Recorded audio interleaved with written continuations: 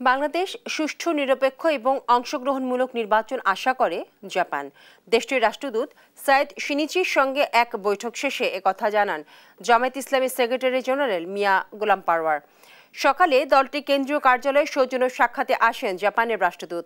1 ঘণ্টা বৈঠকে বিগত ফ্যাসিবাদ আমলে জামায়াত নেতাকর্মীদের ওপর নির্যাতন, অফিস বন্ধ করা, শীর্ষ নেতাদের ফাঁসি, আয়নাঘর সহ বিভিন্ন বিষয় তুলে ধরে দলটি।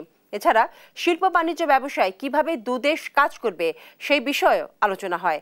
শিগগিরই বিদেশি বিনিয়োগ এবং বাণিজ্য বৃদ্ধির লক্ষ্যে দ্বিপক্ষীয় বৈঠক হবে বলেও জানান মিয়া গোলাম পারওয়ার।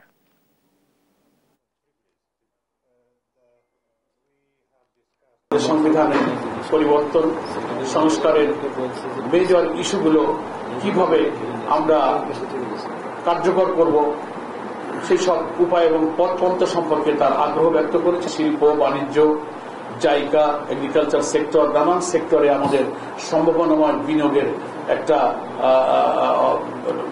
আলোচনা দুই দেশের মধ্যে অতি সম্প্রতি অনুষ্ঠিত হবে। We extend the message, our strong commitment to